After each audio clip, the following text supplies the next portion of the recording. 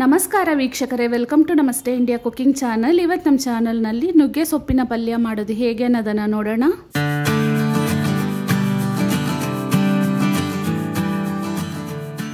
ಎರಡು ಚಿಕ್ಕ ಕಟ್ಟು ನುಗ್ಗೆ ಸೊಪ್ಪನ್ನು ಬಿಡಿಸಿಟ್ಕೊಂಡಿದ್ದೀನಿ. 1/4 ಕಪ್ಪಷ್ಟು ತೊಗರಿಬೇಳೆಯನ್ನು ಕುಕ್ಕರ್ನಲ್ಲಿ ಹಾಕಿ ಸ್ವಲ್ಪ ಅರಿಶಿನದ ಪುಡಿಯನ್ನು ಸೇರಿಸಿ ನೀರನ್ನು ಹಾಕಿ ಈ ರೀತಿ ಬೇಯಿಸಿಟ್ಕೊಂಡಿದ್ದೀನಿ. ಕಟ್ ಮಾಡಿರುವಂತಹ ಅರ್ಧ ಈರುಳ್ಳಿ, ಖಾರವಾಗಿರುವ ಹಸಿರು ಮೆಣಸಿನಕಾಯಿ 5, 1/4 ಕಪ್ಪಷ್ಟು ತೆಂಗಿನಕಾಯಿಯನ್ನು ತುರಿದಿಟ್ಕೊಂಡಿದ್ದೀನಿ. ಒಂದು ಚಿಕ್ಕ ಬೆಳ್ಳುಳ್ಳಿಯನ್ನು ಸಿಪ್ಪೆ ತೆಗೆದು ಈ ರೀತಿ ಜಜ್ಜಿಟ್ಕೊಂಡಿದ್ದೀನಿ. ಒಂದು ಬಾಣಲಿಯಲ್ಲಿ ಎಣ್ಣೆಯನ್ನು ಹಾಕ್ತಾ ಇದ್ದೀನಿ. ಅಂದಾಜಿಗೆ 50 ml ಅಷ್ಟಿದೆ. ಎಣ್ಣೆ ಚೆನ್ನಾಗಿ ಬಿಸಿ ಆದಮೇಲೆ ಅರ್ಧ ಟೀ ಸ್ಪೂನ್ ಸಾಸಿವೆಯನ್ನು ಹಾಕ್ತಾ ಇದ್ದೀನಿ. ಸಾಸಿವೆ ಚೆನ್ನಾಗಿ ಸಿಡಿದಾದ್ಮೇಲೆ 1 ಟೀ ಸ್ಪೂನ್ ಉದ್ದಿನ ಬೇಳೆಯನ್ನು ಹಾಕ್ತಾ ಇದ್ದೀನಿ. ಉದ್ದಿನ ಬೇಳೆಯನ್ನು ಲೈಟ್ ಕಂದು ಬಣ್ಣ ಬರೋವರೆಗೂ ಹುರ್ಕೊಬೇಕು. ಇವಾಗ ಇದರಲ್ಲಿ ಹಸಿರು ಮೆಣಸಿನಕಾಯಿ ಮತ್ತು ಈರುಳ್ಳಿಯನ್ನು ಹಾಕ್ತಾ ಇದ್ದೀನಿ. ಈರುಳ್ಳಿ ಸ್ವಲ್ಪ ಸಾಫ್ಟ್ ಆಗೋವರೆಗೂ ಬಾಡಿಸ್ಕೊಬೇಕು. ಈರುಳ್ಳಿಯನ್ನು ಚೆನ್ನಾಗಿ ಬಾಡಿಸಾದ್ಮೇಲೆ ಜಜ್ಜಿರುವ ಬೆಳ್ಳುಳ್ಳಿಯನ್ನು ಹಾಕ್ತಾ ಇದ್ದೀನಿ. ಇದನ್ನು ಒಂದು ಅರ್ಧ ನಿಮಿಷ ಬಾಡಿಸ್ಕೊಂಡ್ರೆ ಸಾಕು. ಇವಾಗ ಬಿಡಿಸಿರುವ ನುಗ್ಗೆ ಸೊಪ್ಪನ್ನು ತೊಳೆದ್ಬಿಟ್ಟು ಬಾಣಲಿಯಲ್ಲಿ ಹಾಕ್ತಾ ಇದ್ದೀನಿ.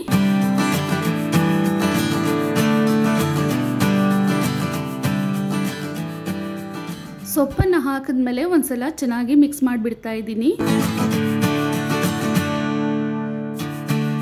ಇವಾಗ ನೋಡಿ, ಸೊಪ್ಪನ್ನು ಮಿಕ್ಸ್ ಮಾಡ್ತಾನೆ ಎಷ್ಟೊಂದು ಕಡಿಮೆ ಆಗಿದೆ.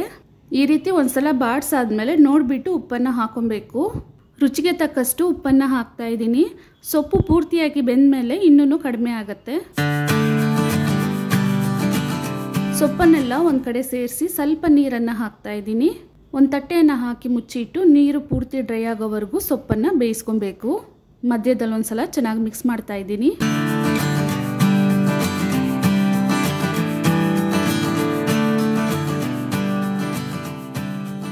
ಇವಾಗ ನೋಡಿ, ಸೊಪ್ಪು ಚೆನ್ನಾಗಿ ಬೆಂದು ನೀರೆಲ್ಲ ಡ್ರೈ ಆಗಿದೆ.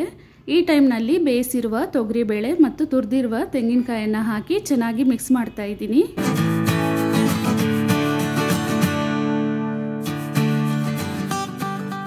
ಇದನ್ನೆಲ್ಲ ಒಟ್ಟುಗೂಡಿಸಿ ಮುಚ್ಚಳವನ್ನು ಹಾಕಿ ಸ್ಟವನ್ನು ಲೋ ಫ್ಲೇಮ್ನಲ್ಲಿಟ್ಟು ಒಂದು 2 ನಿಮಿಷದವರೆಗೂ ಹಾಗೆ ಬಿಡ್ತಾ ಇದ್ದೀನಿ.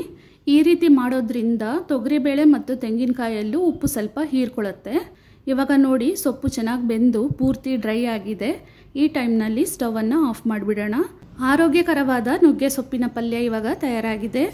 ವೀಕ್ಷಕರೇ, ಈ ರೆಸಿಪಿ ನಿಮಗೆ ಇಷ್ಟ ಆಗಿದ್ದರೆ ನಮ್ಮ ಚಾನಲನ್ನು ಲೈಕ್ ಮತ್ತು ಸಬ್ಸ್ಕ್ರೈಬ್ ಮಾಡಿ. ಧನ್ಯವಾದಗಳು.